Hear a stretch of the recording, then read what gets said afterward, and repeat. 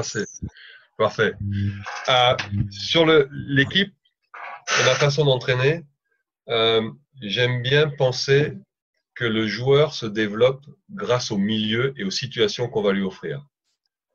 Et donc, j'ai une très grande responsabilité à proposer un très bon environnement. L'environnement, ça va être les cadres d'entraînement, les gymnases, les salles de musculation, ça va être les coachs, les assistants, ça va être le statisticien, ça va être le médecin, ça va être les soins, ça va être la récupération.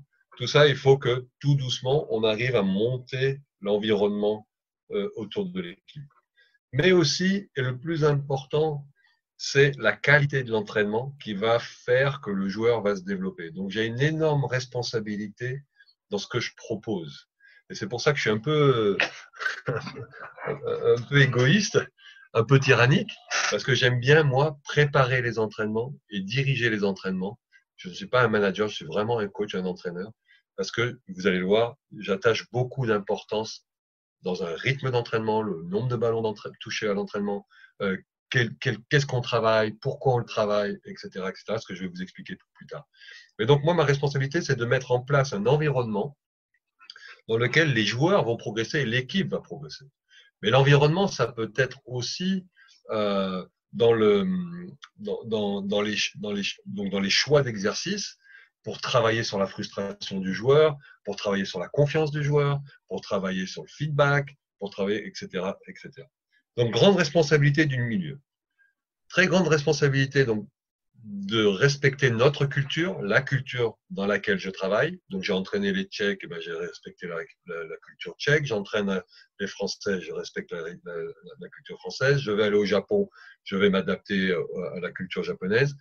Et tout doucement, essayer d'orienter l'équipe.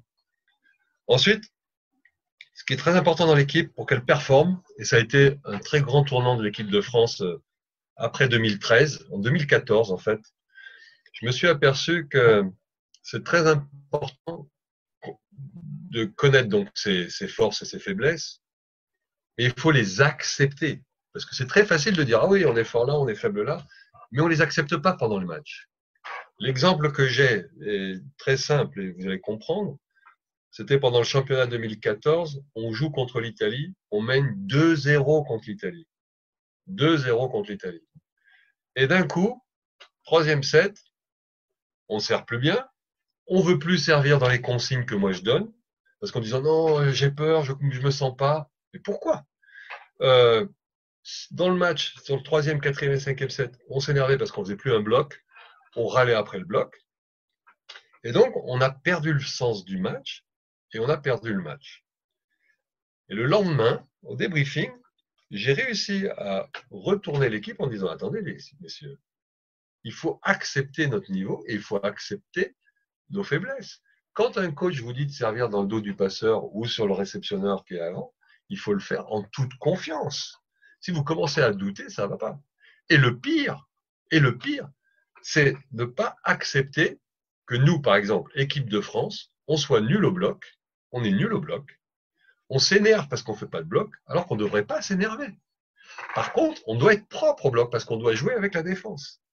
Et donc, le fait qu'on ait accepté nos faiblesses ou nos qualités, ça nous a donné beaucoup de confiance pour la suite des championnats du monde. Et on a fini quatrième en perdant 3-2 contre le Brésil en demi-finale. Mais ça nous a donné un grand bol d'air. Donc ça, c'est vraiment important de connaître ses points forts et ses points faibles, mais il faut les accepter et il faut les faire comprendre aux joueurs pour pouvoir évoluer.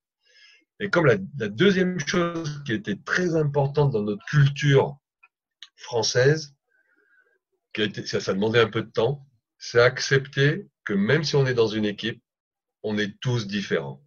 Et il faut accepter les différences de chacun. Il y en a qui aiment sortir, il y en a qui sont sérieux, il y en a qui aiment le poisson, il y en a qui préfèrent la viande, il y en a qui ne dorment pas, il y en a qui s'énervent, il y en a qui sont timides, il y en a. Il faut arriver, alors c'est facile à dire, mais c'est par le travail, par l'expérience et par la communication, arriver à accepter comme l'on est vraiment, et c'est là qu'on va former une équipe. Et vous verrez que cette équipe et cet état d'esprit d'équipe, est très important pour moi dans la performance suivante. Blaise, je parle trop vite, c'est trop. Oui, you are talking about, he is talking about the responsibility. Three things, I think. First of all, the environment. The environment has to be to give to the player the possibility to express themselves, the culture, the type of, the quality of training, because here he said he's not a manager, he's a coach, and as a coach, he has the responsibility to choose the exercise, to know the rhythm training. And in the end, he said that it's very, very important to know our strengths and weakness, to accept this, and to understand that we have to accept the difference by work, by dialogue, and by the state of mind, and accept everybody in the team.